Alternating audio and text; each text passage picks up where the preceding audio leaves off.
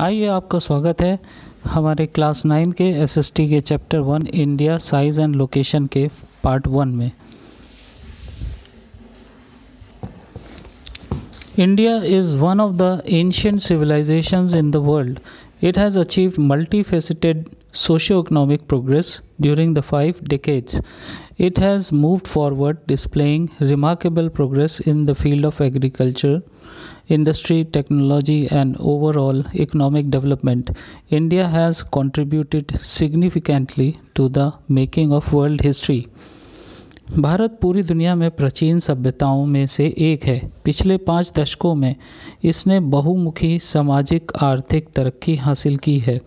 भारत कृषि, उद्योग, प्रौद्योगिकी और संपूर्ण आर्थिक विकास के क्षेत्र में असाधारण प्रगति दिखाते हुए आगे बढ़ चुका है। दुनिया का इतिहास बनाने में भारत ने महत्वपूर्ण योगदान दिया है। लोकेशन, आइए इसके लोकेशन के बारे में समझते हैं। India is a vast country lying entirely in the northern hemisphere.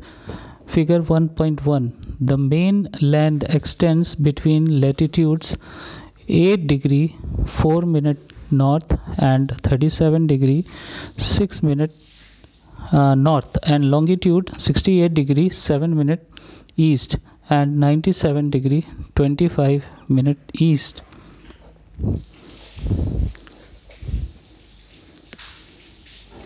इस मैप में देखते हैं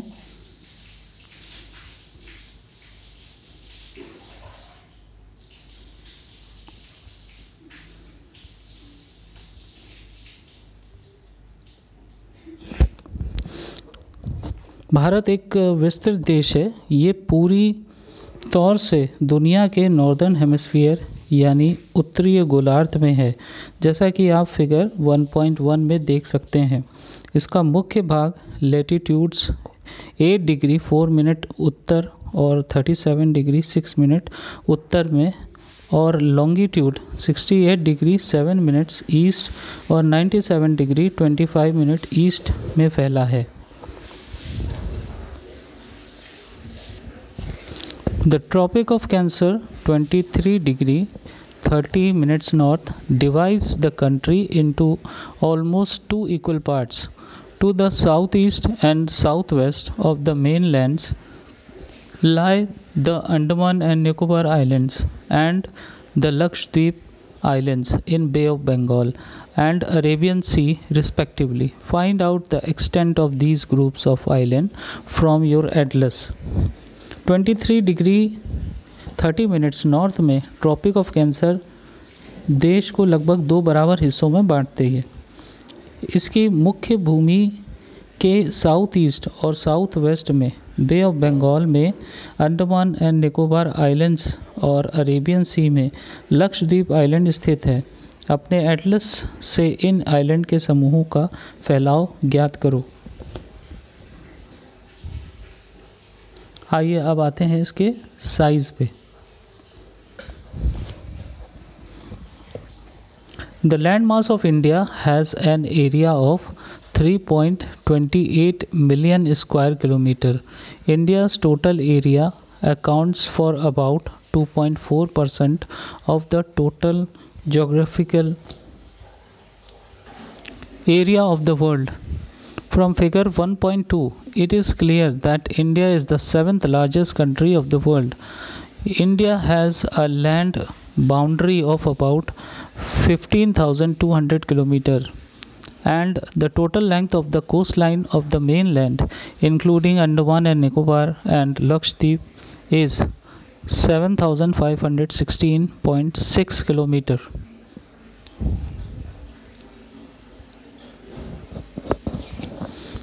भारत की भूमि का द्रव्यमान 3.28 मिलियन स्क्वायर किलोमीटर है, यानी कि 32,80,000 स्क्वायर किलोमीटर। भारत का कुल क्षेत्र दुनिया के कुल भौगोलिक क्षेत्र का 2.4% गिना जाता है। फिगर 1.2 से यह साफ हो जाता है कि भारत दुनिया का 7वां बड़ा देश है। भारत की ज़मीनी सीमा रेखा लगभग 15,200 किलोमीटर है और अंडमान और निकोबार और लक्षद्वीप को मिलाकर इसके मुख्य भूमि की तटीय रेखा 7516.6 किलोमीटर है।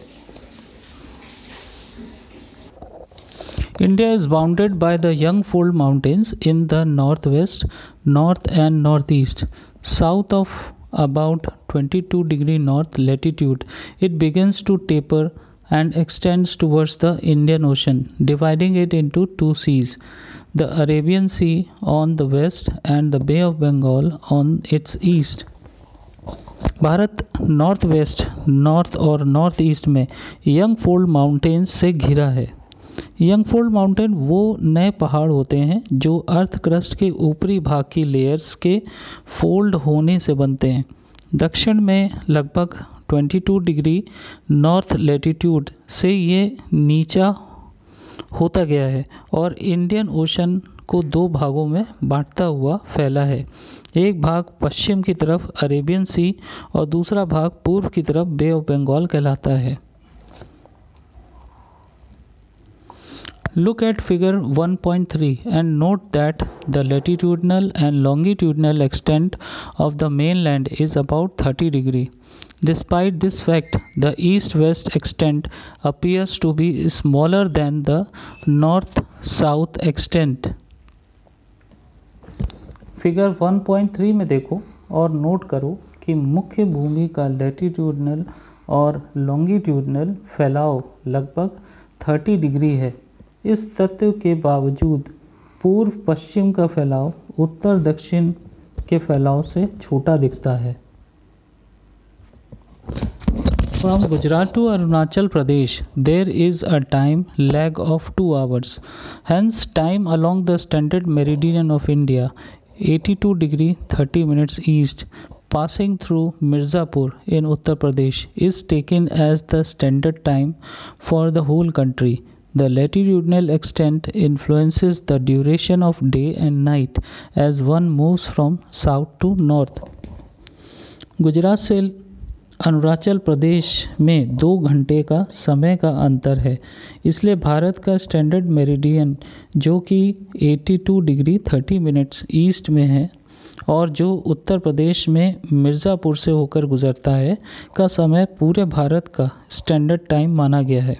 आपको बता दें कि मेरिडियन नॉर्थ पोल से साउथ पोल तक एक काल्पनिक रेखा है जो किसी जगह की स्थिति को कि वह कहाँ स्थित है बताने के लिए नक्शे पर बनाई जाती है।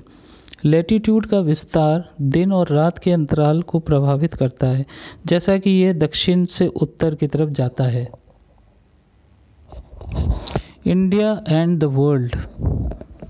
The Indian landmass has a central location between the East and the West Asia. India is a southward extension of the Asian continent.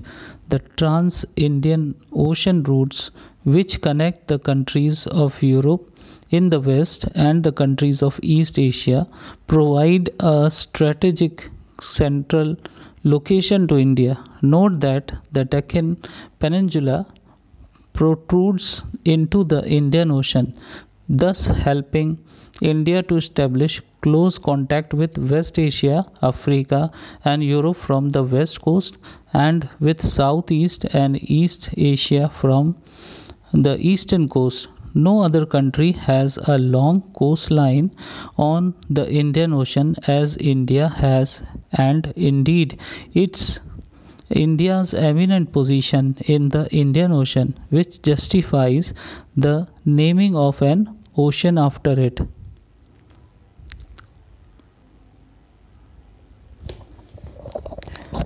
Bharat के संबंध. भारत का भूभाग ईस्ट और वेस्ट एशिया के मध्य में स्थित है। भारत एशिया महाद्वीप का दक्षिण विस्तार है।